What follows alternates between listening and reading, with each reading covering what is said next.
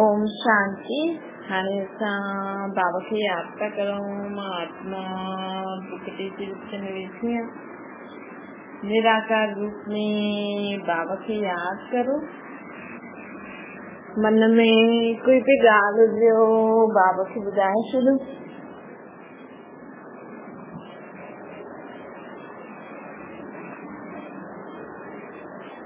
आत्मा पंहिंजे बाबा खे सभु मन जी ॻाल्हियूं ॿुधाए थी।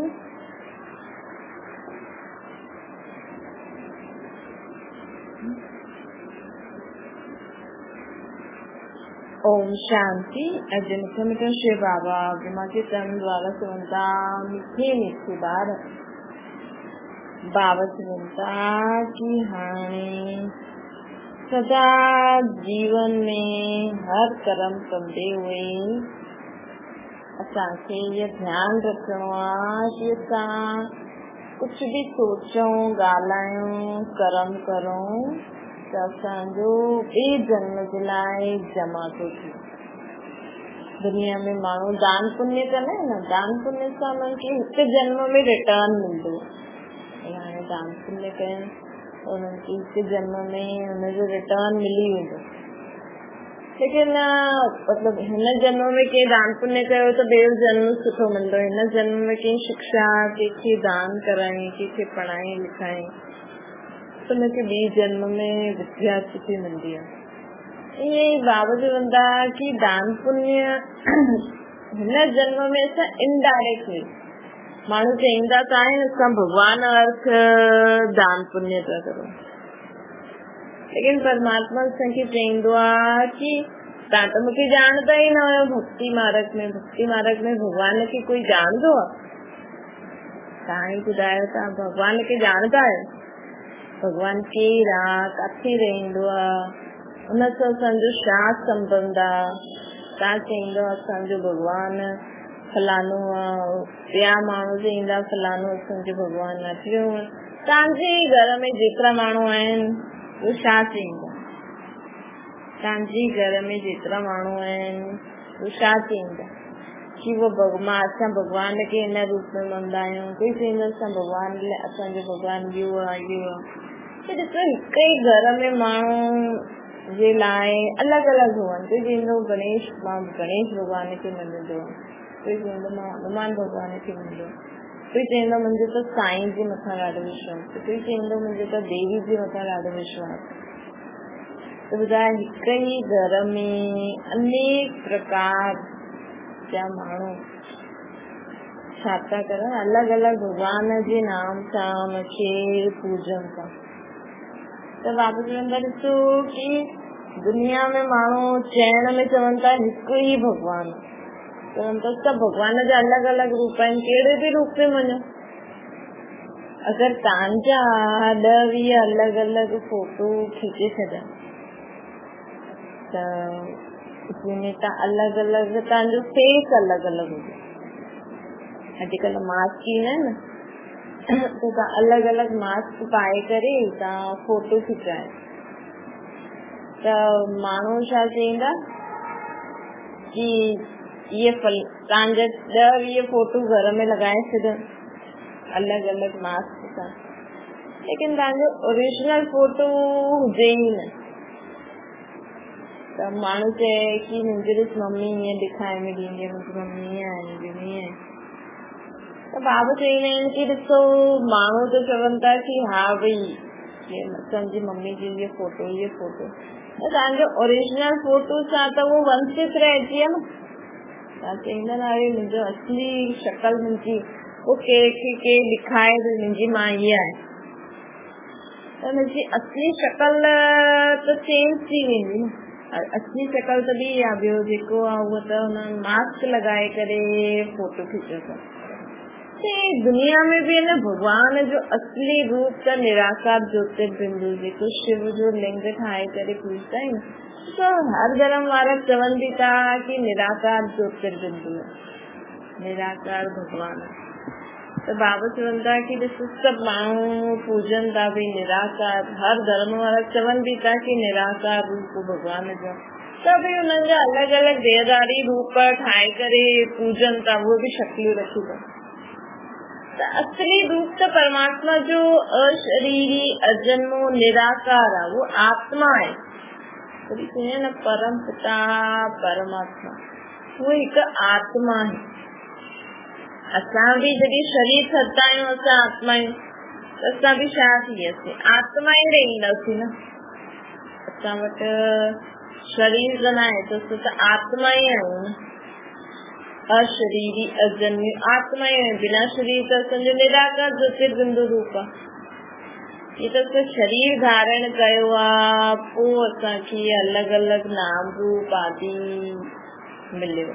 वैसे त अशरीरी थी न, असां नंगा आया आहियूं, नंगा वेंदासीं, खाली असां आया आहियूं, खाली असां वेंदासीं।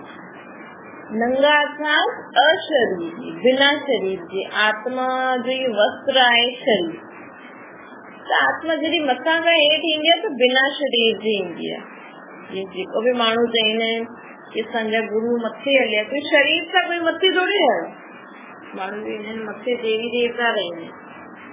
हाणे मथे त पंज तत्वनि जो शरीर कीअं वञे? पंज तत्व त हिते ई हूंदा आहिनि, हिते ई आत्मा शरीर छॾे, पोइ शरीर छॾे हली वेंदी आहे। पंज तत्व त हिते मथे थोड़ी आहिनि पंज तत्व।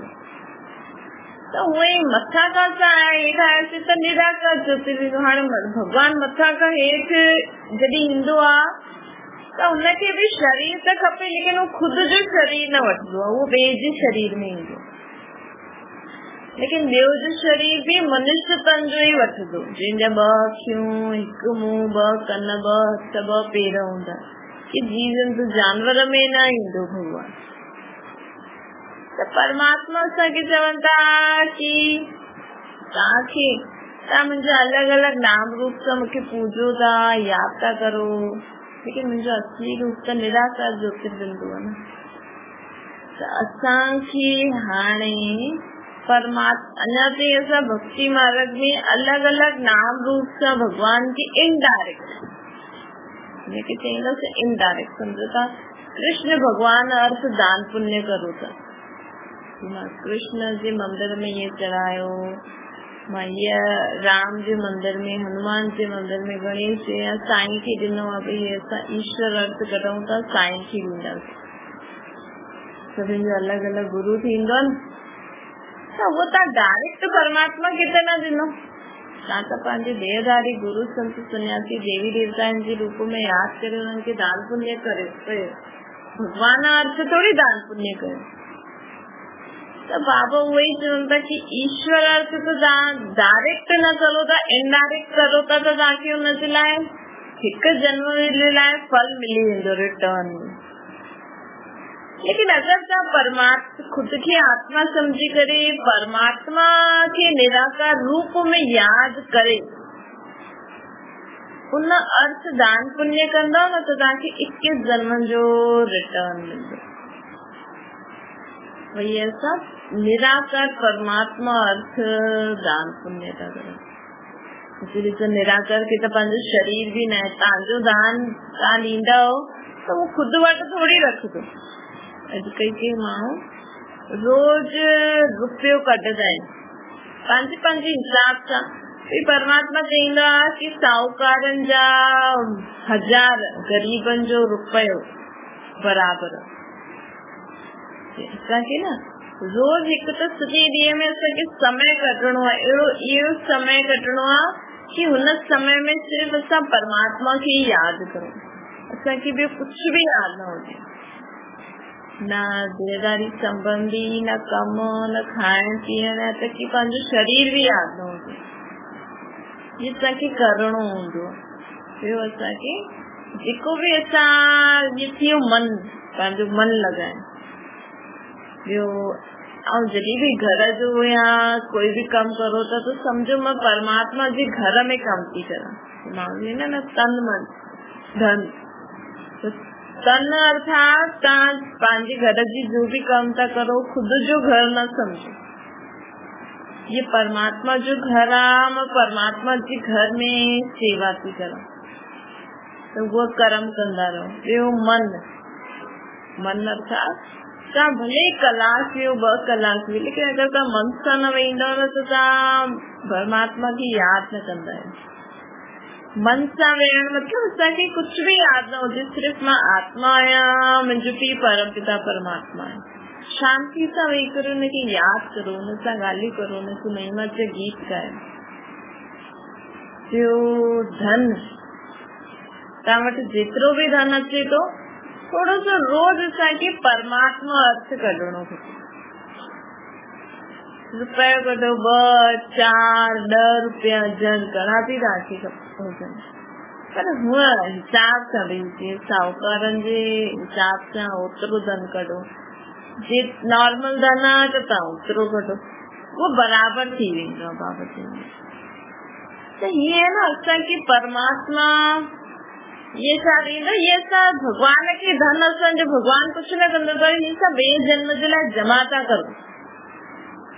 ये असां कई माण्हू ॾाढो उहो कंदा आहिनि कि असां एॾो धन दान कयो, अॼु असां टिकाणे मंदिर में लंगर करायो, ये करायो, ये करे, हिन सां छा थींदो, तव्हांखे ॿिए जन्म में मिली वेंदो, हिन जन्म में बि मिली सघंदो। बाबा चवनि था कि हिन जन्म में भी मिली सघंदो आहे, ॿिए जन्म में भी मिली सघंदो आहे। ये थियो ईश्वर अर्थ दान पुण्य करण। हिन सां छा थींदो, अगर तव्हां पंहिंजो तन परमात्मा जे कार्य में लॻायो, पंहिंजे घर में ही कमु करो भले तव्हां, लेकिन सम्झो भई ये परमात्मा जो घर आहे। अगर तव्हां ईश्वर अर्थ कर्म कयो, मन सां हुनखे यादि कंदव, धन थोड़ो सफल कंदव हुनजे कार्य में, त तव्हांजो ॿिए जन्म जे लाइ जमा थी वेंदो। अगर मन सां हुनखे यादि कंदव त तव्हांजी मन शांत थींदो, तव्हांजी आत्मा खे शक्ति ईंदी, त हुन सां तव्हां सुठा कर्म कंदव त ॿियनि जी तव्हांखे दुआयूं मिलंदियूं, त दुआयूं ई ॿिए जन्म में कमु ईंदियूं आहिनि। मतलब सुठे जीवन जे लाइ कमु ईंदियूं न दुआयूं। त इहे तव्हां कंहिंजे मथां बि एहसान नथा करो, ये तव्हां कंहिंजे मथां बि ईअं न सोचो भई हा असां एॾो धन कान कयो, असां एॾा हूअं आहिनि, तव्हांखे ॿिए जन्म में मिली वेंदो। भॻवान त कंहिंजे रखंदो न आहे। अॼु तव्हां लंगर बि करायो, प्रसाद बि बाटियो, त इन सां छा थियो, चलो तव्हां ॿियनि खे खारायो, हिनजो मतिलबु इहो थोरी ॿियनि वटि न आहे, तव्हां वटि आहे। पर तव्हां वटि अगरि एतिरो धन आहे कि तव्हां हुनमें मंदिर टिकाणे में तव्हां प्रसाद बाटो था, त हिन सां तव्हांखे ॿिए जन्म जे लाइ इकट्ठो थो थिए, ॿिए जन्म में तव्हांखे मिली वेंदो।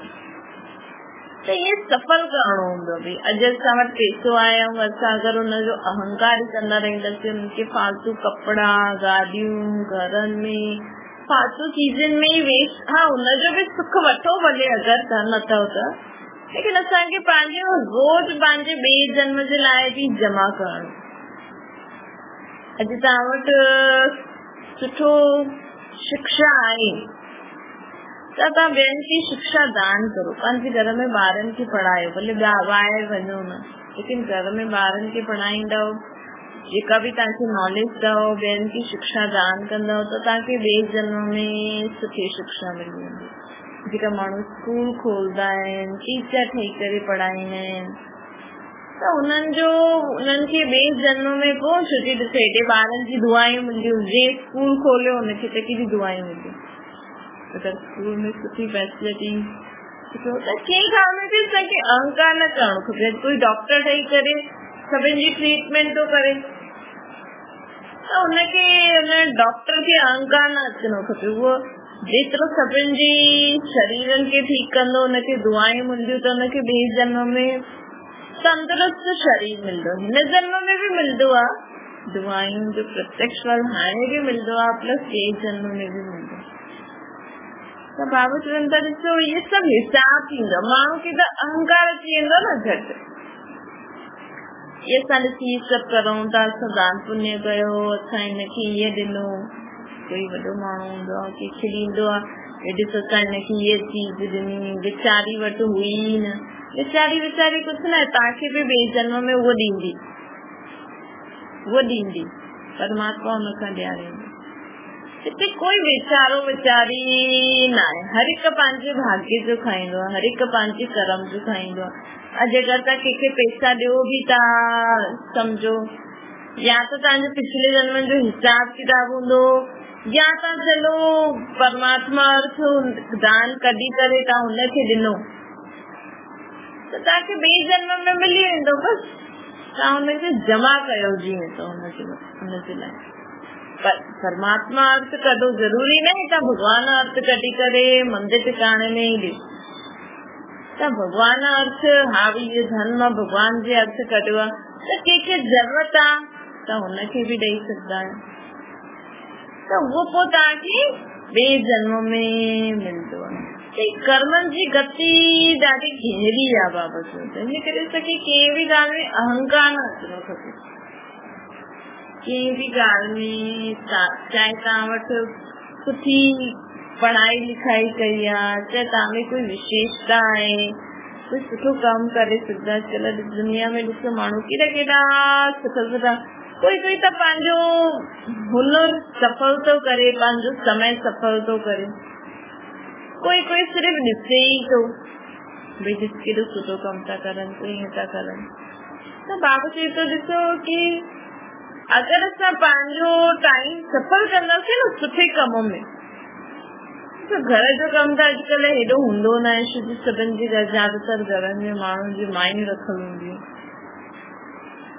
ऐं ॿियो बाबा चए थो कि अॼुकल्ह घर हलाइण लाइ कमाइणो ई पवंदो आहे, ॿिन्हिनि खे, स्त्री पुरुष खे कमाइणो ई पवंदो आहे। ऐं जाते स्त्री नथी कमाए पोइ फालतू वीचार, भले तव्हां वटि धन संपत्ति आहे या न आहे बि त बि असांखे सॼो ॾींहुं कर्म में बिजी रहण जी आदत विझो। हिन समय न दुनिया में फालतू वीचार ॾाढा था हलनि। दुनिया में जेका फालतू वीचार हूंदा आहिनि न उहा ॾाढा था हलनि। हिन करे न छोकी छा थो थिए भई घर में मायूं रखल आहिनि कमु करण लाइ, त जेकी घर जी लेडीस आहे उहो फ्री आहे। अॼुकल्ह जा फ्री आहे त टीवी मोबाइल में पंहिंजो टाइम वेस्ट थी करे। छा चईंदा आहिनि अन्न जो असर, कोई बि पंहिंजी जिम्मेवारी ठीक ॾिठी नथो सम्झे। सभु सोचनि था भई इहो नंढो कमु आहे। हर हिक खे ॿिए जो जीवन सुठो थो लॻे, हर हिक खे ॿिए जो कर्म सुठो थो लॻे, ख़ुदि जो कर्म था न हुनमें संतुष्ट आहिनि। चवनि था न हिन जो जीवन सुठो आहे। कोई ॿाहिरि नौकरी धंधो कंदो त सोचंदो जेका घर में रहंदी केॾो सुठो कमु आहे, आराम सां जीवन जिए थी फ्री। लेकिन उहो ई नौकरी धंधो करण वारो माण्हू चईंदो जेका बिज़नेसमैन हूंदा आहिनि घर वेठे वेठे सभु मिली वेंदो आहे, त उहो चईंदा हिननि जो जीवन केॾो सुठो आहे, बिना महिनत सां सभु कुझु मिले थो घर में। त हर हिक खे हर हिकु पाप, हिन करे परमात्मा चए थो तव्हां वटि जो आहे जेतिरो आहे हुनमें संतुष्ट रहो। छोकी अगरि जो तव्हां चाहो था मूंखे इहे सभु खपनि, मुंहिंजो बि जीवन अहिड़ो थिए, अगरि तव्हां ॿिए कंहिंखे ॾिसी करे कल्ह उहो तव्हांखे मिली बि वेंदो, लेकिन तव्हां हुन सां बि संतुष्ट न रहंदा। छोकी संतुष्टता जो गुण आत्मा में हुजणो खपे। अॼु तव्हां चईंदा मूंखे हिन सां गॾु न रहणो, मूंखे त हिन सां गॾु न रहणो, मूंखे हिनजी ॻाल्हि सम्झ में नथी अचे, मां सहन नथी करे सघां। मतलब गलती कंहिंमें आहे असां में सहन शक्ति न आहे। असां चईंदासीं मूंखां त सहन नथो थिए, मां त अलॻि रहंदमि। कल जो अलॻि बि रहनि था त बि हुननि में सहन शक्ति त न आई, पोइ हुते ॿी के ॻाल्हि जे कारण असहनशीलता अनुभव थींदी। अॼु माण्हू कंहिं बि ॻाल्हि में संतुष्ट न आहे, त संतोष जो गुण असां में न आहे, त असांखे संतोष जो गुण भरणो आहे। या देखा देखी में बस मूंखे ये खपे ये खपे ये खपे। पंहिंजे अंदर गुण ऐं शक्तियूं धारण करण लाइ परमात्मा खे यादि करणो हूंदो आहे। त इहे पंहिंजे अंदर जेके चेक न कंदासीं न, अॼु माण्हू पाठ पूजा थो करे, सभु व्रत जप छो थो करे, कुझु प्राप्ति जे लाइ, लेकिन छा प्राप्ति करणी आहे? असांखे असांखे जीवन में सुख शांति खपे, परंतु असांखे समझणो खपे कि असांजे जीवन में दुख शांति आयो छो, कारण छा। असांजे जीवन में अॼु माण्हू सुख मनी कंदा आहिनि। त तव्हां सोचो, तव्हां चईंदा भई सुख मनी सां सुख ईंदो आहे घर में, त तव्हांजे जीवन में दुख आयो छो? पहिरियों त तव्हां ॻाल्हि इहे सोचो, तव्हांजे जीवन में दुख आयो छो? दुख जो कारण सोचो, परेशानी जो कारण सोचो, ऐं हाणे सोचो भई जे बि कारण दुख आयो आहे त मां सुखमनी पढ़ंदमि त उहो कारण ख़तम थींदो या मां खुद खे सुधारंदमि त कारण ख़तम थींदो। सम्झो तव्हांजे जीवन में पति पत्नी डिवोर्स वठे थी, कंहिं बि दुनिया में अॼुकल्ह ॾाढो थिए थो। चई त वीचारी जे जीवन में केॾा दुख आहिनि, एॾी मुश्किल सां शादी थियसि पोइ बि डिवोर्स करे छॾियो, डिवोर्स थी वियो, या पति छॾे छॾे, या रोज लड़ाई झगड़ो थो थिए, त कारण छा आहे? असांजी ग़लती आहे त असांखे पंहिंजी ग़लती जांचणी खपे या सुखमनी पढ़णी खपे। हाँ चलो भगवान जे मथां विश्वास ठीकु आहे, लेकिन हुनखे बस माण्हू चईंदा आहिनि हा भई रोज सुखमनी करो घर में सुख ईंदो। पोइ रोज सुखमनी करो बि था, लेकिन तव्हां पंहिंजो नेचर नथा बदिलो, तव्हां पंहिंजो व्यवहार नथा बदिलो। तव्हां रोज सुखमनी करो था, ॿियनि खे ॾिसी करे जेलसी थी अचे, तव्हांखे ईर्ष्या थी अचे, ॿियनि खे ॾिसी नफ़रत थी अचे, ॿियनि सां तव्हां पंहिंजो स्वभाव संस्कार ठाहे करे नथा हली सघो। त ॿुधायो सुखमनी पढ़ण सां सुख ईंदो कि पंहिंजे पाण खे बदिलण सां सुख ईंदो? त भले तव्हां जो पढ़ो था, जो करो था करो, लेकिन कम से कम ये तो समझो भई मुंहिंजे जीवन में सुख कॾहिं ईंदो जॾहिं मां स्वयं परिवर्तन थींदो, जॾहिं मां खुद खे परिवर्तन कंदमि। भले तव्हां वो पढ़ो, लेकिन ये अर्थ सहित पढ़ो, हुनमें लिखल छा आहे, छा थींदो? अर्थ सम्झंदो न त सॼो ॾींहुं तव्हांजे दिमाग़ में उहो अर्थ हलंदो रहंदो। ऐं तव्हां जॾहिं बि भॻवान खे यादि था करो त रोज पंहिंजे बारे में भॻवान खे पंहिंजी ग़लतियुनि खे चेक करो। भई अॼु मुंहिंजे जीवन में दुख आयो, मुंहिंजी कंहिंसां लड़ाई थी वई, मुंहिंजो मूड ख़राब थियो त छो थियो? मां छा सोचियो, मां छा कंहिंखे अपशब्द चया, मां कहिड़ो उल्टो सुल्टो कर्म कयो जंहिंसां ॻाल्हि बिगड़ी वई ऐं कुझु अहिड़ी वेड़ी ॻाल्हि थी वई ऐं दुख थी। तो ये चेक करे ऐं खुद परमात्मा खे यादि करे हुनखां शक्ति वठो कि परमात्मा मां तव्हांखे यादि थी करां ताकि मुंहिंजो इहा कमी ख़तम थी वञे, जिनजे कारण हाणे मुंहिंजे जीवन में कॾहिं दुख न अचे। त हिन रीति स्वयं खे चेक करे, स्वयं जी कमी कमजोरियुनि खे चेक करे, परमात्मा खे यादि करे पोइ तव्हां कुझु बि पढ़ो या ॿुधो ऐं अर्थ सम्झो हुनजो, तव्हांखे हुनमें उत्तर ज़रूर मिलंदो। ऐं हुन उत्तर मिलण खां पोइ हुन ॻाल्हि खे नोट करे सॼो ॾींहुं उहो ई कमु करो, तॾहिं तव्हां में परिवर्तन ईंदो, तॾहिं तव्हांजे जीवन में सुख शांति ईंदी। इहे जेकी ॻाल्हि असांखे परमात्मा इहे त सम्झाइण आयो। माण्हू त सोचनि था भागवतनि जो पाठ करायो, गीता जो पाठ करायो, कोई शरीर सॼो आहे त अलाए कहिड़ा कहिड़ा पाठ कराईंदा आहिनि, गरुड़ पुराण अलाए कहिड़ो कहिड़ो, कंहिंजे लाइ चईंदा आहिनि मृत्युंजय लाइ कहिड़ो पाठ करायो, कोई चईंदा इहे पूजायूं करायो। लेकिन चलो अॼु पूजा कराए बि छॾी, हुनजो प्रभाव त असां कोई ग़लती कई हूंदी जंहिंजे कारण ई असांखे हिन जन्म में उहो भुगतान भुगतणो थो पए। त मां जेकी ग़लती करे आई आहियां जंहिंजे कारण मूंखे अॼु भुगतान भुगतणो थो पए, त सम्झो पूजा कराइण खां हुनजो प्रभाव घटि बि थी वियो।